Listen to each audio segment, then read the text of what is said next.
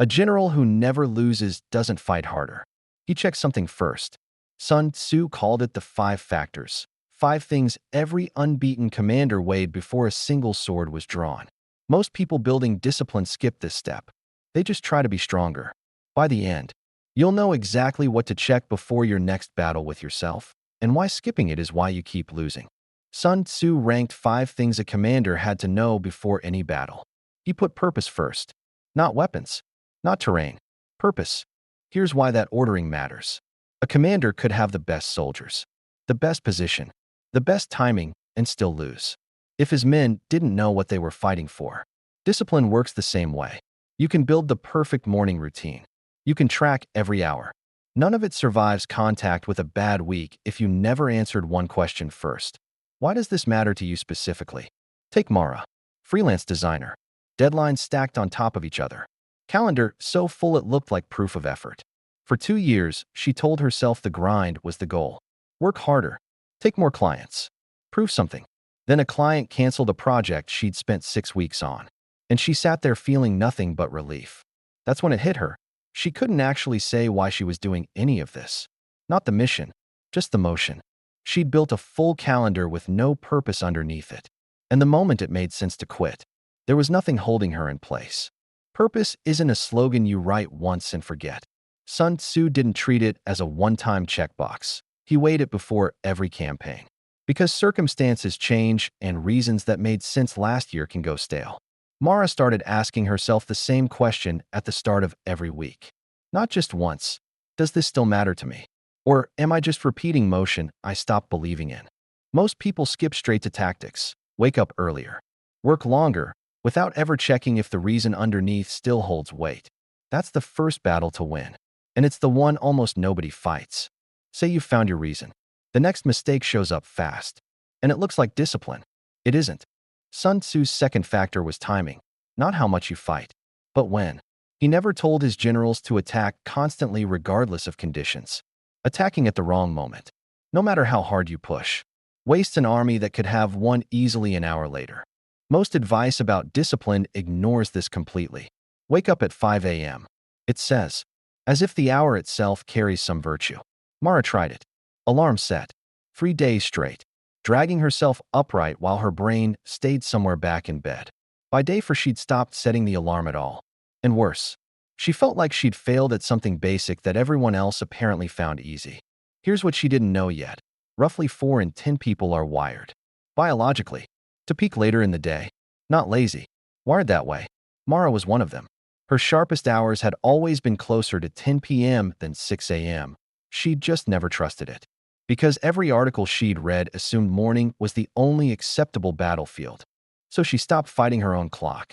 She moved her hardest design work to 9 p.m., midnight, and let mornings be slow. Low stakes. Almost lazy. Nothing about her effort changed.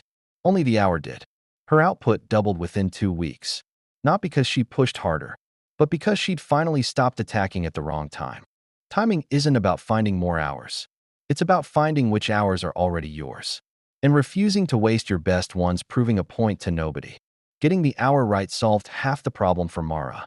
The other half was sitting 6 feet away from her, blinking. Sun Tzu's third factor was terrain, and he never told his men to simply overpower bad ground through sheer will. He told them to study it first, and avoid fighting on it if they could help it. A strong army on the wrong ground still loses. This is the part almost every productivity story leaves out.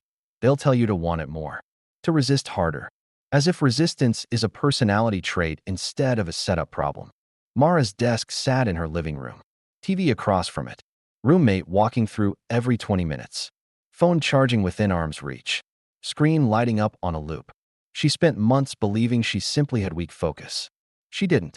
She'd been trying to do her sharpest work on ground built for exactly the opposite: comfort, noise, interruption.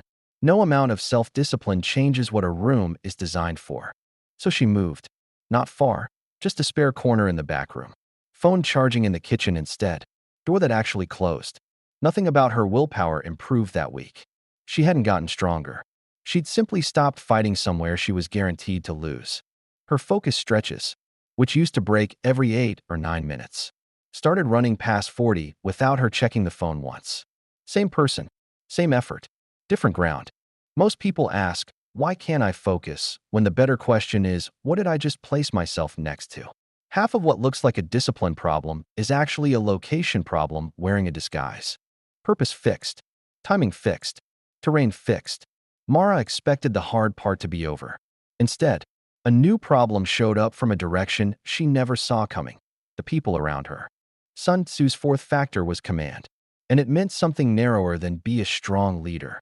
A commander's job wasn't just to be tough. It was to manage everyone under him, know who to keep close, who to reposition, who no longer fit the campaign.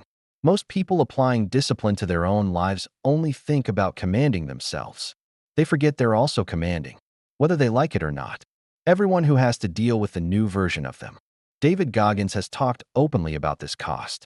Before he became known for ultra-endurance races and Navy SEAL training, he was overweight and, by his own account, going nowhere.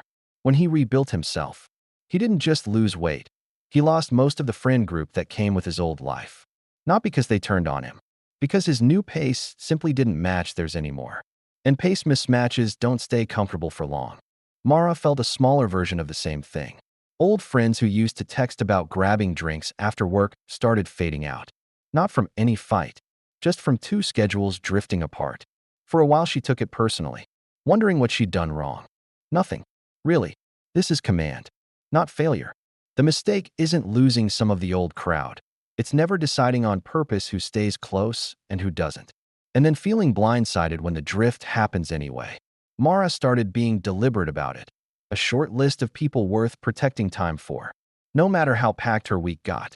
And permission to let the rest fade without treating it as evidence something was wrong with her. Here's the last factor, and it's the one that decides whether everything above actually lasts. There's a quiet assumption running underneath most advice about self-improvement, that the people who stick with it are simply the ones with more resolve, grittier, tougher, more motivated than everyone else. Sun Tzu didn't build his fifth factor around anything like that. He called it method, and it had nothing to do with the mood of any one soldier on any one day. Method meant standing orders, procedures that ran the same way whether morale was high or low. Because an army that depends on everyone feeling inspired simultaneously will eventually fail on a bad morning. Compare that to the lone swordsman version of discipline, the one that says, get strong enough internally and you won't need anything external. Sun Tzu never trusted that. He wasn't training one warrior. He was running an army. And armies that rely on willpower alone lose to armies that rely on procedure. Mara's turning point wasn't a burst of motivation. It was smaller than that. She built a 5-minute checklist she ran before every work block. Phone in the kitchen. Water poured. First task written down. Timer set. And she ran it whether she felt like working or not. On good days it felt unnecessary. On bad days it was the only reason she started at all. 6 weeks in, something had changed that she almost missed. She'd stopped waiting to feel ready. The checklist didn't care how she felt. It just ran. The same 5 steps. And her feelings caught up to her actions instead of the other way around. The people who last aren't the ones who feel motivated most often. They're the ones who built something that works on the days they don't. Here's the part most people miss about Sun Tzu. And it's the same part Mara almost missed. He didn't weigh purpose, timing, terrain, command, and method once and move on. He weighed all 5 before every single battle. For his entire career. Because conditions shift and an answer that held last season can quietly go wrong this one. There was no final campaign where he stopped checking. The checking was the job. Mara used to ask herself the same question everyone asks eventually. When does this get easier? When do I stop having to think about my schedule, my desk, my friendships, my checklist, and just coast? It doesn't arrive. Not because she's doing something wrong, but because that question assumes discipline is a destination instead of a standing habit of rechecking 5 things. Over and over, for as long as the work matters to her. So now she asks a different question. Every Monday, where do my 5 factors stand this week? Not as a burden, as the actual practice, the thing she does, not the thing she's building toward. Discipline was never a mountain with a summit. It's 5 questions you keep asking, long after everyone else has stopped bothering to check.